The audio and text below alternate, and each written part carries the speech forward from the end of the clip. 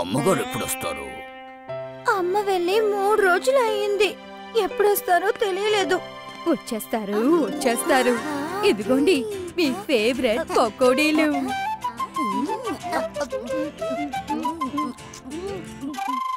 ఈ పకోడీ ఇలా ఉందేంటి?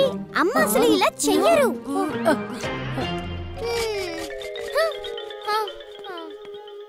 అది మాత్రమే కాకుండా అమ్మ మాకు భోజనం పెట్టిన తర్వాత కథ కూడా చెప్తారు. ఇప్పుడు మీ అమ్మగారిని నేను ఎక్కడికి వెళ్ళి తీసుకురాను? బాధపడకండి నా పిల్లలారా. ఆగండి అందరూ కూర్చోండి. చీరు అక్కడ. సరే బాబు వెళ్ళా కుర్చీలో కూర్చో. కానీ మీరే కదా చెప్పారు ఆ చైర్ విరిగిపోయిందని. కానీ గిని ఏమీ లేదు. కథ వినాలా లేదా? వెళ్ళి కూర్చో. సరే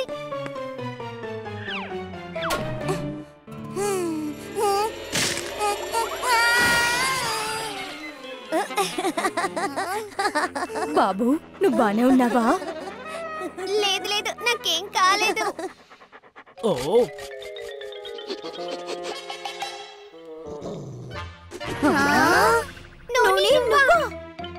బాబు నీకు దెబ్బలు తగలేదు కదా? నన్ను కింద పడేసింది నువ్వేనా?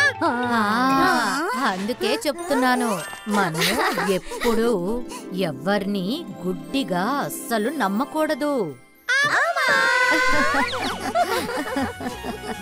ఇదిగోండి, ఇవి మీ అందరికీ. ఇంకా నయమే నువ్వు వచ్చేసావు. వీళ్ళందరూ కలిసి నాతో భరతనాట్యం ఆడించేశారు. అది ముఖ్యంగా కథ చెప్పడానికి. ఇంతవరకు ఎన్నో సార్లు వీళ్ళ దగ్గర స్టోరీ టైం విత్ సుధా అమ్మ డిమాండ్ విన్నాను. ఇప్పుడు నాకు కూడా వీళ్ళ దగ్గర నువ్వు ఎలాంటి కథలు చెప్పబోతున్నావో వినడానికి ఆశగా ఉంది.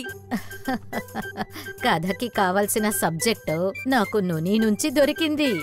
అమ్మా కథ చెప్పండి. అమ్మ ప్రయాణం చేసి ఇప్పుడే వచ్చారు. ఆవిడ్ని కాసేపు విశ్రాంతి తీసుకొనివ్వండి. అయితే ఈ రోజు రాత్రి తప్పకుండా కథ చెప్పాలి. తప్పకుండా.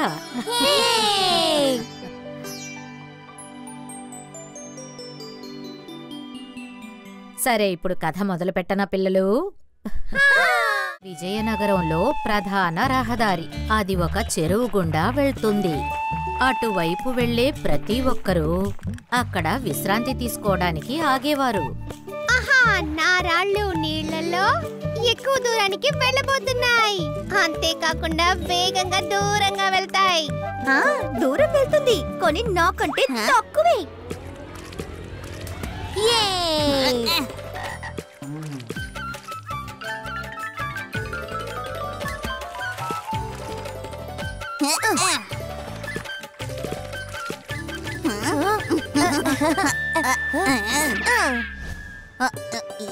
ఏంటిది రాయి? ఇందులో ఏదో రాసుంది.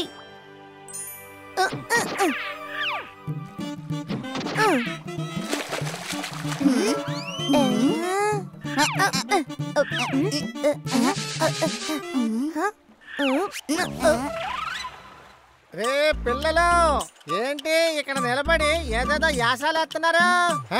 వెళ్ళండి, ఇద్దరు ఇంటికి వెళ్ళండి. మేమెందుకని ఇంత అల్లరి చేస్తున్నామంటే ఈ రాయి మీద గీయబడిన చిత్రాన్ని తలకిందలుగా చూసి అర్థం చేసుకోగలం. ఏంటి చిత్రమా? తప్పుకోవయ్యా.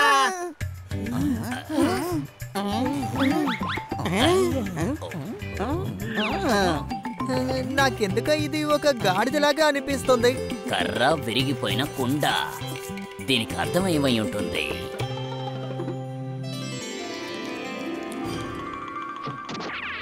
ఇదిగో ఇక్కడ గాడిద ఉంది, నా చేతిలో కర్ర ఉంది.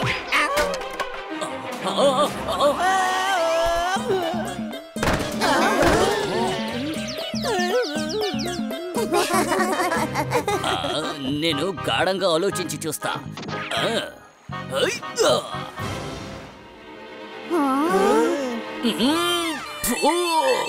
ఏమై ఉంటుంది? ఆశ్రమంలో ఉన్న గురుగారి దగ్గరికి వెళ్ళి అడుగుదాం. గురుదేవులు తీర్థయాత్ర వెళ్ళిపోయారు. ఏంటి అయితే గురుగారు లేరా? అయితే శిష్యుడి దగ్గర అడిగి తెలుసుకుందాం. మీరిప్పుడు మాతో రాగలరా శిష్యన్ వేద్పాల్ గారు? ఇది ఒక మంచి అవకాశం. ఇప్పుడు మన పని అంతా గ్రామం వాళ్ళతో చక్కగా చేయించుకోవచ్చు. కానీ ఆశ్రమంలో చాలా పని అలాగే మిగిలిపోయి ఉంది. మరి ఆ పని ఎవరు చేస్తారు? సరేనండి, మీరు చేయాల్సిన పనిని మేము చేస్తాము. సరే సరే, ఆయన పనుల్ని మనం తొందరగా పూర్తి చేద్దాం.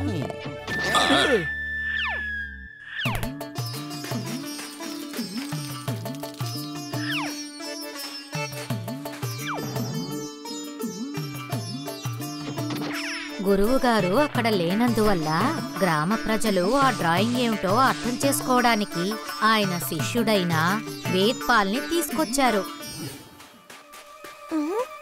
ఆ శిష్యుడు వేద్పాల్ తను చాలా తెలివైనవాడని అనుకునేవాడు. అతను ఆ రాయి మీద ఉన్న డ్రాయింగ్ ని అక్కడున్న అమాయక గ్రామ ప్రజలకు అది ఎంతో కఠినమైనదని నమ్మించాడు. ఇది చాలా కఠినమైనది, కానీ నాకు కఠినమైనది కాదు. ఇదిగో దీన్ని చూస్తున్నారు కదా, ఇది మీరనుకున్నట్టు మామూలుది కాదు. ఇది ఒక మాయ కంబళి. ఇక్కడ ఒక మనిషి కూడా ఉన్నారు. మనిషి ఎక్కడున్నాడు? ఇదిగో కుర్చీ పెట్టుకున్నారు ఆ మనిషే. అరే ఏం మాట్లాడుతున్నారు? చూడ్డానికి అలా లేదే. అంటే కర్రని ఎవరో పట్టుకుని నుంచున్నట్టుగా. అలాగా? ఇంతలా మీకు అర్థమైంది అంటే మరి ఇక మీరే అర్థం చేసుకోవచ్చు కదా. ఇక నేను బయలుదేరుతున్నాను. పెద్ద జ్ఞాని, మీరే చెప్పండి. ఇప్పుడు చెప్తాను. ఇదిగో ఈ మనిషి చేతిలో ఒక మాయా కుర్చీ ఉందే. ఇతనే మీ మామూలు వ్యక్తి కాదు. ఈ విజయనగరానికే నాయకుడు. అలాగే చాలా సంవత్సరాల క్రితము ఈ విజయనగరానికి ఎంతో రక్షణ కల్పించేవారు తన ప్రాణాన్ని త్యాగం చేశారు. నేను చూడగలుగుతున్నాను. ఇదిగో ఈ విధంగా ఏ ఒక్క మనిషి కూడా ఇక్కడ ఉండి ఇతన్ని ఏమి చేయకుండా వెళ్ళిపోయారంటే ఆ పగిలిపోయిన కుండలాగా నష్టం వచ్చి కుండలాగే వాళ్ళు కూడా మారిపోతారు. రాయి ఎలాగో మాట్లాడదు కాబట్టి జనం అతను చెప్పింది నమ్మారు. ఆ తర్వాత ఆ రాయికి పూజారిగా ఆశ్రమంలోని శిష్యుడైన వేద్పాల్ని నియమించారు. అతనక్కడ నోటికొచ్చినట్టల్లా మంత్రాలు చదివేవాడు. ఈ రాయికి పాలాభిషేకం మొదలు పెట్టండి. నేను చేస్తా.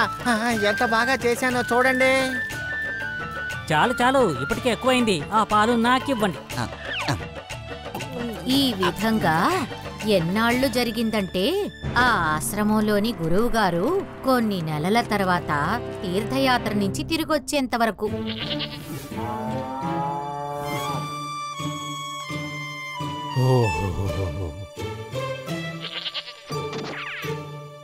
నా ప్రియమైన జీవాల్లారా, నా ఆశ్రమానికి ఇటువంటి దయనీయమైన స్థితి. శిష్య వేద్పాల్.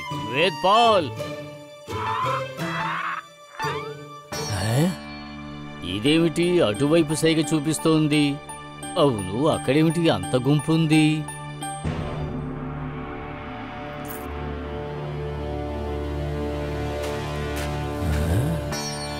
ఇది ఏమిటి?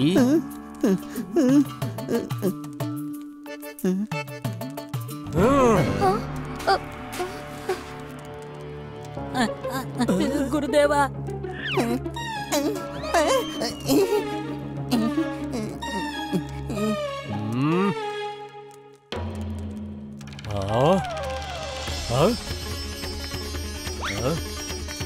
అరే మీరేం చేస్తున్నారండి? ఎవరైనా గురుగారిని ఆపండి. ఇలా జరగడానికి మేము అస్సలు అనుమతించాం. మేమందరం కలిసి దేవుడిగా కొలిసే రాయిని మీరు బద్దలు కొట్టడానికి అస్సలు వీల్లేదు. అలాగా?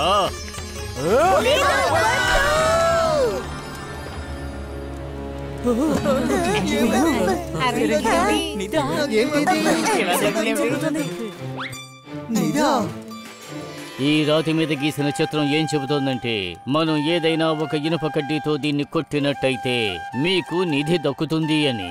అలా చెయ్యని వాడు సరైన గాడిద అంటోంది. అలా మనం మన బుద్ధిని ఉపయోగించకుండా గుడ్డితనంగా ఇతరుల మాటలు విన్నట్టయితే ఇలాగే మూర్ఖులుగా అయిపోతాం. నన్ను క్షమించండి గురుదేవా.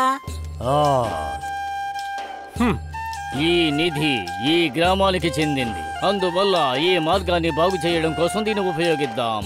అందువల్ల నగరానికి వెళ్లే ప్రజలకి సౌకర్యంగా ఉంటుంది. If you like this video, subscribe to our channel Murthy Media.